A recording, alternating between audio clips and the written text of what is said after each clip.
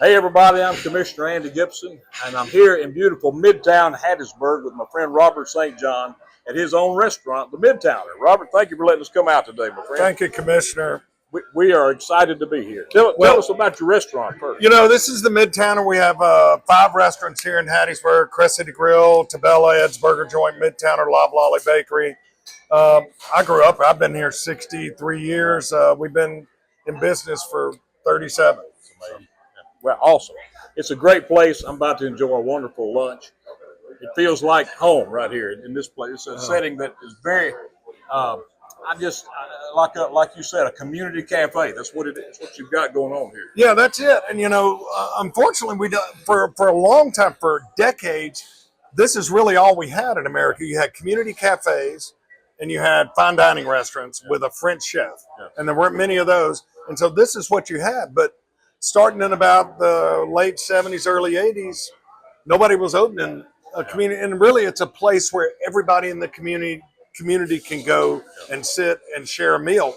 Young, old, black, white, rich, poor. Exactly. That's what I was looking for, to where everybody in the community could come. And one of the proudest days of I've been in this over 4 decades, is the first week we opened, and I was working the window right there. I turned around and looked in the dining room, and that's what it was. It was the entire community. Young, old, black, white, rich, poor, sorority girls from across the street with Greek letters and electricians with their names stitched in. It was like everybody. That's fantastic. Well, you've succeeded in that. Well, thank you. Now, one of the things we're working on, you're an expert cook. I know that you have a whole, I don't even have to get into your biography of what you do, and you built a name and a reputation that is second to none. So why it's important that we have fresh, healthy, local foods, buying direct from farmers, and eating healthy for our own nutrition, the family's nutrition. I love that we're starting to focus on this, because I've always supported local farmers.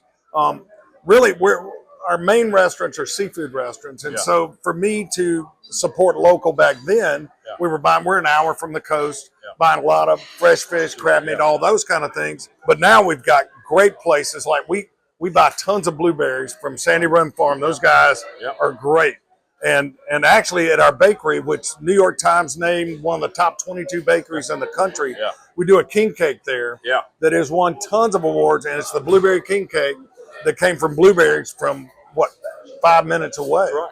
And so I am all about that. And the fact that your commission and other Mississippians, especially farmers, are starting to really promote that, it will catch on and will become healthier, because I have a lot of friends who are doctors who tell me all the instances of diabetes and all of the health issues we have, and how that not only is bad for people and shortening their lives, but it's also a drain on the state coffers that we're putting in. So it's good on so many levels, and we've got to start with kids. That's where we've got to start with, and it's not going to be easier. I think we have a historic window of time working with our friends in Washington now that are really headed this way. We can change the landscape of the nutrition in Mississippi, and it does start in schools.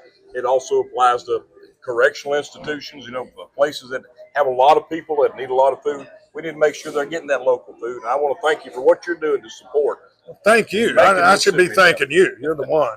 Thank you, sir. I appreciate you. Thank you. Thanks for letting us come today. Great place. Y'all come see him at the Midtowner and his other restaurants. Thank y'all.